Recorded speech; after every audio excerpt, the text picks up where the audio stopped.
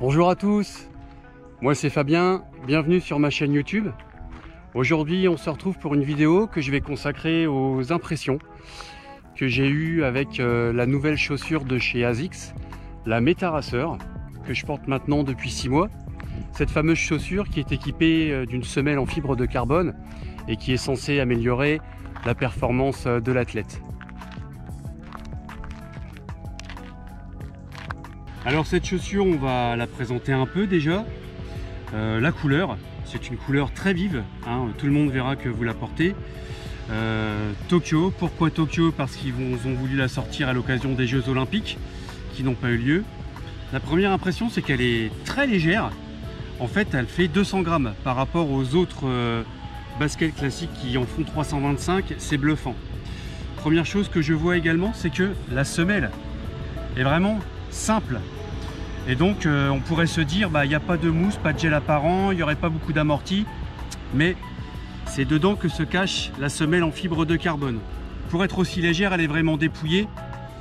Le tissu est très fin, jusqu'à la languette ici qui est vraiment fine, il n'y a presque pas de tissu. Vous verrez également que sa semelle est vraiment plate, il n'y a pas d'accroche, pas de crampon.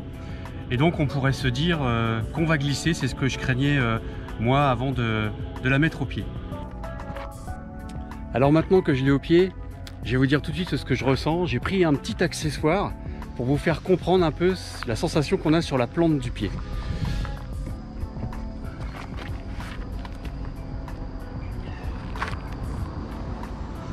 Comme s'il y avait une bosse au milieu de la plante des pieds, et je suppose que c'est dû à la semelle en carbone qui doit être infléchie dans ce sens. Ça fait étrange. On a l'impression que le pied tourne autour de quelque chose. Alors cette impression qu'on a de courbure au milieu de la plante des pieds, elle se déplace en l'utilisant en courant vers l'arrière, vers le talon plutôt. Comme si on s'habituait à placer son pied dans la chaussure. Effectivement, on ressent de moins en moins la courbure, mais on sent bien que le pied a envie de tourner autour de la vague que forme la semelle de carbone.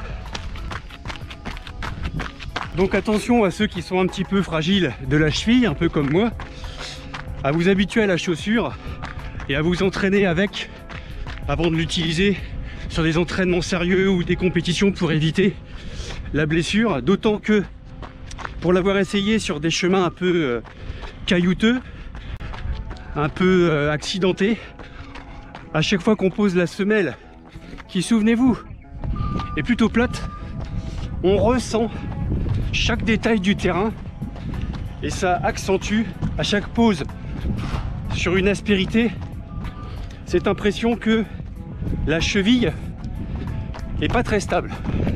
Alors moi je vous rassure, ça fait quand même maintenant 6 mois, hein, je les ai depuis le mois de juillet. Et depuis je me suis habitué, j'ai plus cette sensation.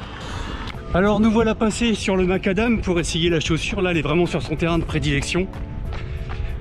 Et là, surprise, quand j'ai essayé la première fois les chaussures, j'ai été étonné par l'amorti qu'elle donnait. J'avais des préjugés parce qu'il n'y avait pas de gel apparent dans la semelle, pas de mousse. Mais j'avoue que c'est bluffant. Il y a quelque chose qui témoigne de cet amorti, c'est le son que je fais en marchant, en courant. Il est plus séduisant que quand je cours avec mes chaussures d'entraînement classiques. J'essaie de vous faire écouter.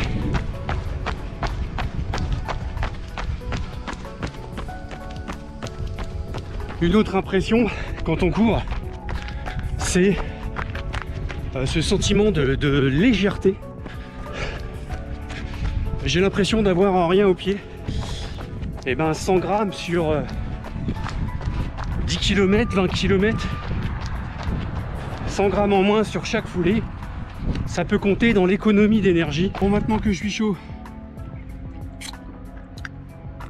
on va aller se les tester sur la route qui est juste à côté, à différentes allures, pour essayer de vous dire un peu ce que je ressens au niveau de la restitution d'énergie de la semelle.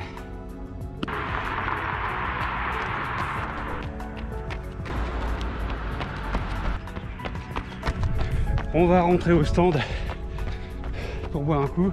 Bah, si vous êtes un coureur modeste qui va à des vitesses tranquilles de jogging, vous ne bénéficierez pas du rendu que peut avoir la semelle en carbone.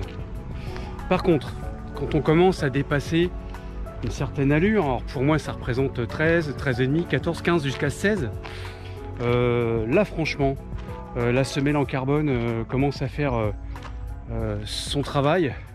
Et je ressens effectivement, alors je vais pas dire que mon allure s'améliore ou que je vais plus vite, mais je sens que grâce à la semelle, j'atteins une allure, une vitesse plus facilement que si j'avais pas les chaussures. Ensuite, pour conclure, je dirais qu'en compétition, elle se révèle efficace. Par contre, un bémol, moi sur des triathlons, je me suis retrouvé souvent sur des terrains caillouteux, accidentés, en forêt.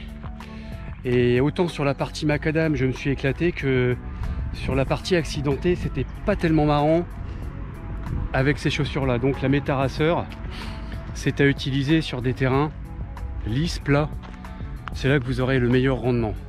Je dirais que ces chaussures sont efficaces, oui, mais elles sont chères. C'est 200 €. Ce qui représente quand même deux paires de baskets, deux bonnes paires de baskets. Donc économisez-les.